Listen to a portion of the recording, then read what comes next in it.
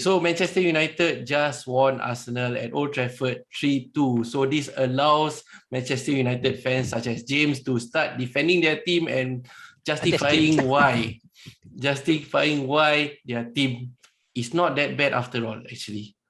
Right, James? Fred is not actually that bad. Huh?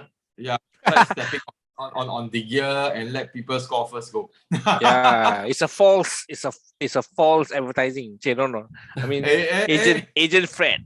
He purposely make Arsenal think that they can win, and then suddenly he assists Ronaldo.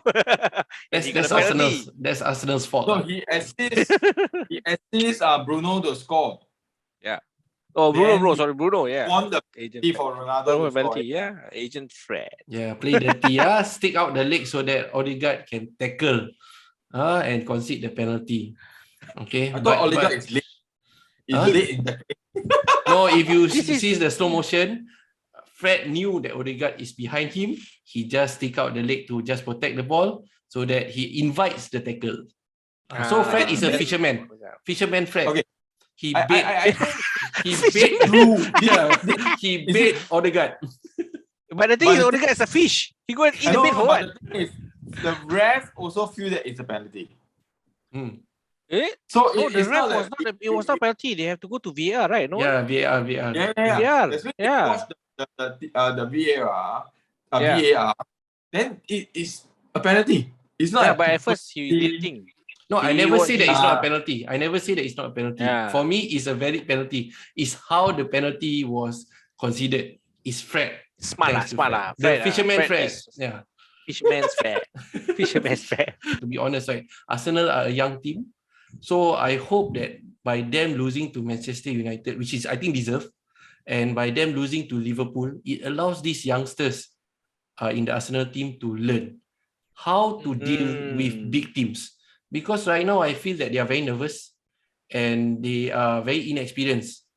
That means sometimes they don't have that composure. So against Liverpool, I think it happened. Against Manchester United, gets too excited, right? Tries to tackle. And Fred, being experienced Brazilian, he knew it. Arsenal has improved. Even, you see, the thing is, the first goal, yeah. But overall performance, I think it's not so bad. I mean, from a beating from Liverpool, you manage to score, because this is advantage to you. The first goal is advantage. The ref, we all play football. Once the ref never blows the whistle, just continue. Unless it's really a serious injury, like for example, Eriksen in Euros, or those horrific leg tackling or head injury. Yeah. But fair play, Fred did step on the gear. It's a valid goal. It's a valid goal.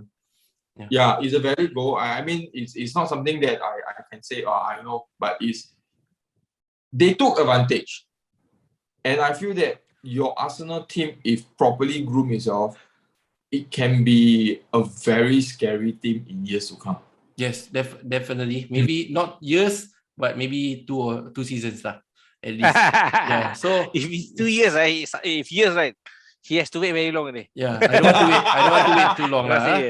Another concern for Arsenal is the attack. Aubameyang is not performing at the moment, and it's been last season he has not performed as well. So it's a concern to me. I feel that he should be rested for the next few games, just to maybe recharge and get back his bearings. But unfortunately, we don't have that much strikers. We got Nketiah, but I don't think he's a good enough striker to lead. We get Lacazette, but Martinelli is a good striker as well. So we only have, that's why I wanted to save the best for last. I wanted to say Martinelli last, because I think that's the most surprise. Yeah, the most suitable striker. Maybe he can partner Lacazette, but their creativity at the end part, right? They are not creating for Oba enough, or Oba is not playing well enough.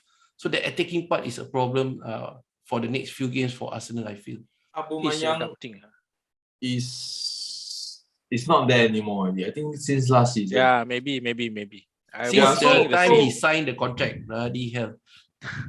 Yeah. No, I think before that he's got the cash flow coming in, so he don't need to really perform at that level, But that's our speculation. I agree to disagree. I think he's doing a Pogba somehow. You see, that's a very bad comparison. Bad as in like, if I'm the player, I don't want to be compared to Pogba. Quite an insult, actually. You're insulting. Yeah, that's why. No. I mean the mentality itself. I think Aubameyang, when he signed the contract last season, is it? Before last season. So basically, I Are feel you trying to say that he's running out his contract? He just signed it. Yeah, but how long? 2 years, 3 years? If let's say he signed before last year, younger. that means he may have another year and a half to run off. Yeah. And soccer player don't lose their touch or form, and he's not overweight. You know, like Hazard, you know, Shaw, but Shaw is a buff. Okay. Shaw is buff. He's buff. Like what always just say that he's buff lah. I never say I'm not. Thank you for saying that. He's not short. He's stout. Yeah. But what I'm trying to say is, I'm a little teapot. He has not gone to the stage. I mean, Aubameyang has not gone to a stage that he is unplayable. I mean, he can't play. He's lost his touch. He's overweight. He has maintained his weight. Somehow is his mentality itself. I think he wanted to run down his contract, or as always we say, behind the scene we don't know. Might be some argument with Arteta that he. You like scandal, lah? Burden. It could be actually a very simple reason to me. It's what Ian always say this. You cannot teach old dogs new tricks. So he is actually one of the senior players there. So it could be that right now, right, the rest of the team who's young is able to adapt to Arteta's game plan.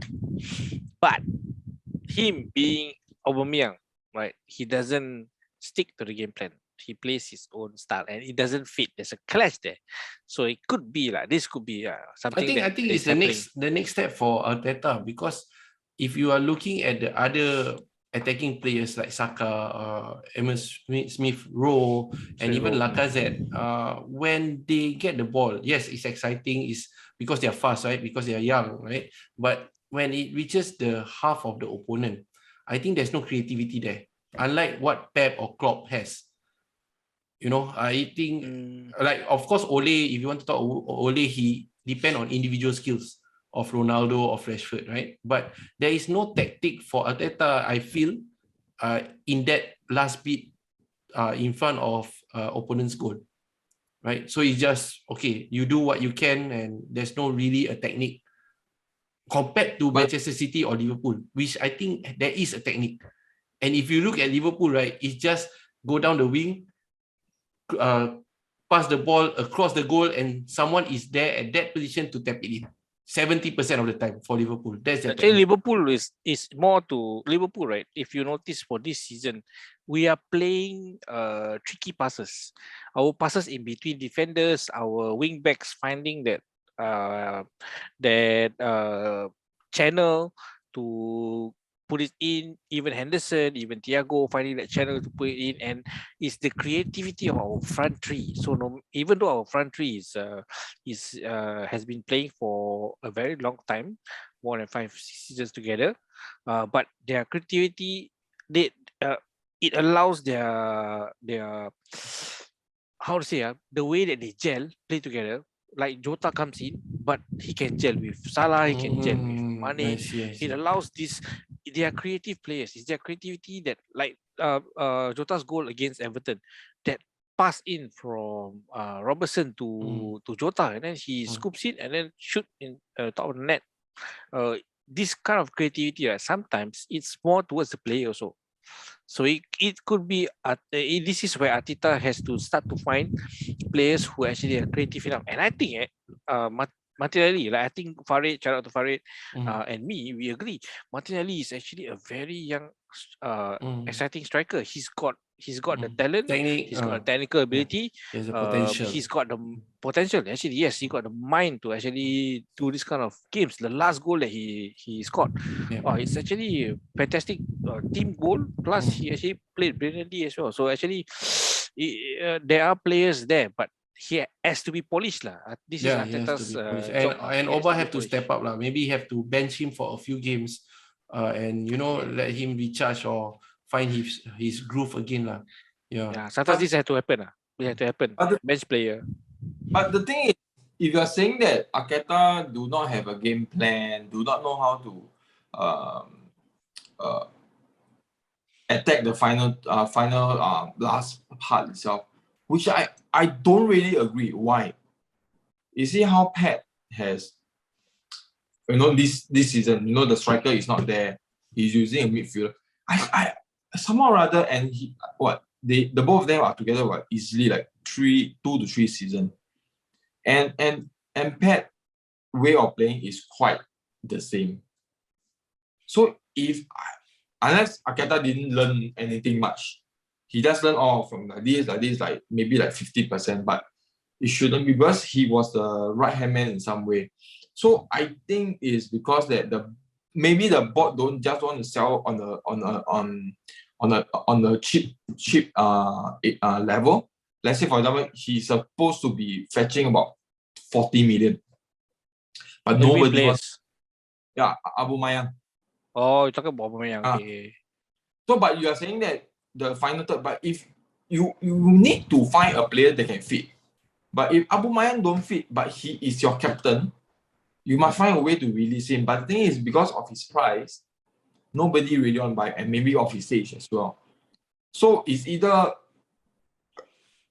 Arsenal have to make a very tough decision, bench him, and buy a utility striker, like you come in, sub in, to score and push Lacazette to up front itself. Transfer window is just around the corner. I think buying maybe just for the moment,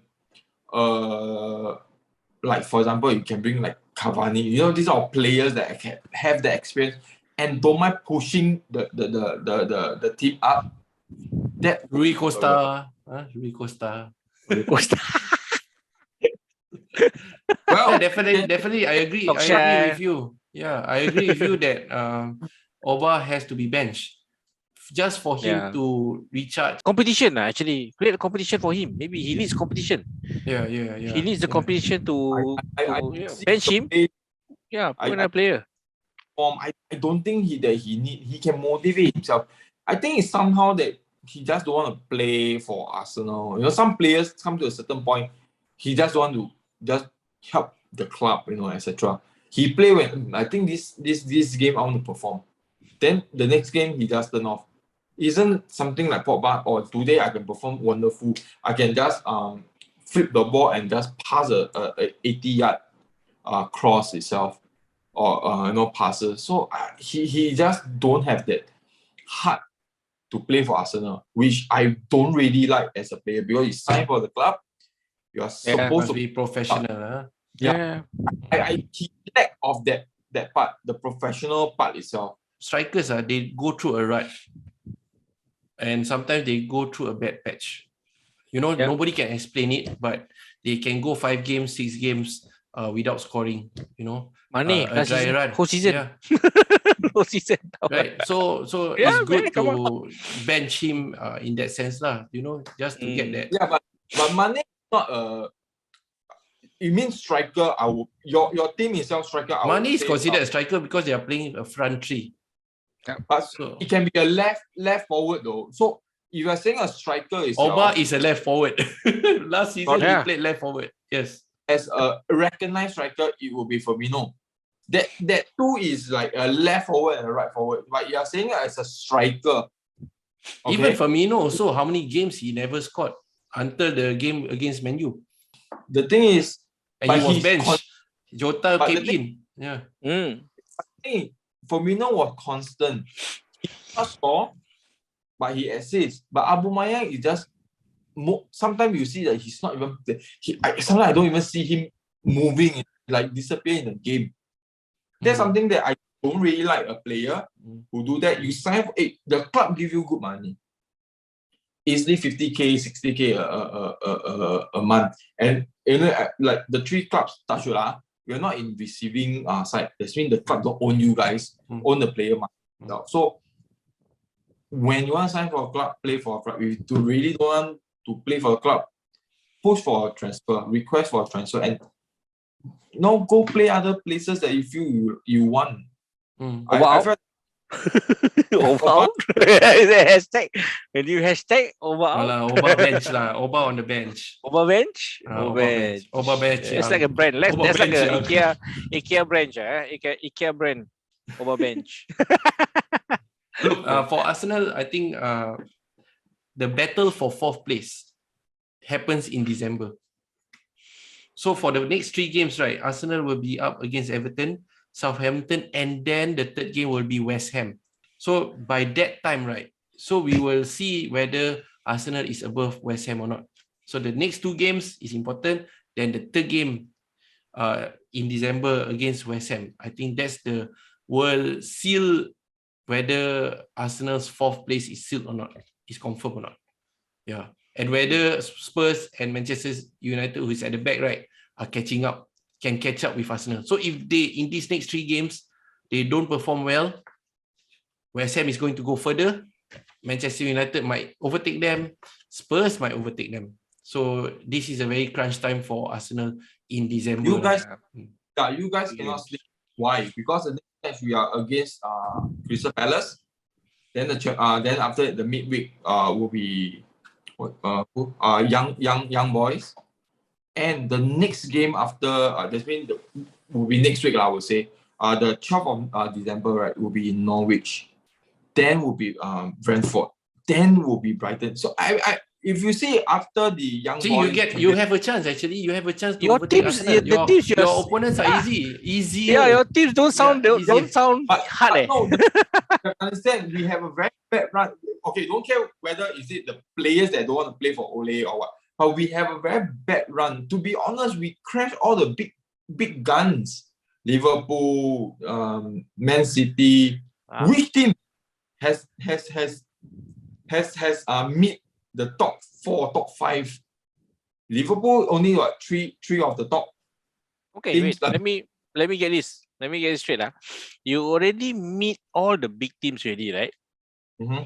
You already meet all the big teams, right? That means December you're meeting the easy teams, which is going to be the easiest moment for you. Easiest run. Yeah, easier run for compared to others. Is we have lost a point that we are hoping you to lose it, and Chelsea to lose point in some ways. Yeah. That's why December Arsenal cannot lose points. Yeah, it's a tough December for Arsenal. It's a higher risk for Arsenal and Liverpool compared to United, because United's next few rounds of games is all with teams lower than them. So but the thing is, and Ralph Randy is coming as a interim manager. So I think if you want to consider that, unless you're not confident with Ralph Randy, then it's a different story. Because Champions League, right, you all already qualify, correct? Is it correct? Would you go second team against young boys? So you might do that, But we may go to the second place. Top seed is always better than the second seed itself. So, and that's true. Yeah, so it's very debatable. It's the group. Yeah, so if you ask me itself, the run all the way to December 31st is super easy. Yes, I agree. Like as I mentioned, Crystal Palace, Norwich, Brentford, Brighton, Newcastle, and last, Burnley. It should be a throw in the park in some way. It is. Right.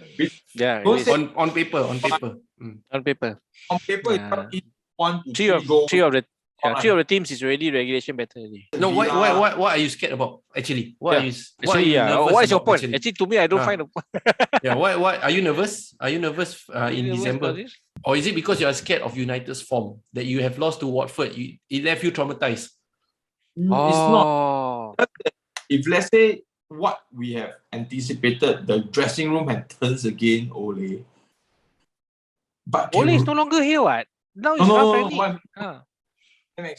But with the new interim manager, can they perform even better and really continue? Because the thing is, yes, we have lost like 4 or 5 games itself.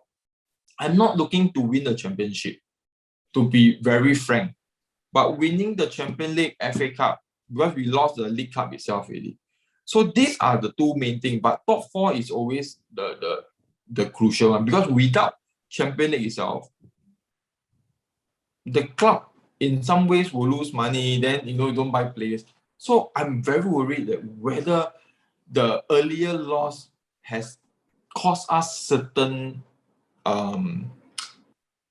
position end of the season itself. I understand. Yeah, even why look in the past? Why don't look at the past? Yeah. Look in the next 4 games. It looks bright. Yeah. It looks bright. Your next 4 games looks bright. Brighton. Bright. Actually, because if you're asking me, right, if I am playing against Chelsea and City and I lost to these teams, right, looking at the position, I am third spot. I lost to the 2 top teams. Makes sense, because why? They are better than me. But those who are bottom a bit lower than me, I expect to at least put up a fight. Yes, because the Premier League is very, very unpredictable, right? But those who are bottom than me, are lower than me, I would at least look at maybe 3 wins out of 4 games. And you are playing against 3 teams who are fighting in the relegation battle. They are all in a worse form than you. Newcastle is one of them. Norwich itself has only 10 points out of 14 games. That means they only won 2 with 4 draws, right? So with this, but the relegation team is the worst to go against. Not now. The thing is that relegation teams is not now. They are always the worst to go at the end of the season. I think at this moment, right, you're still safe.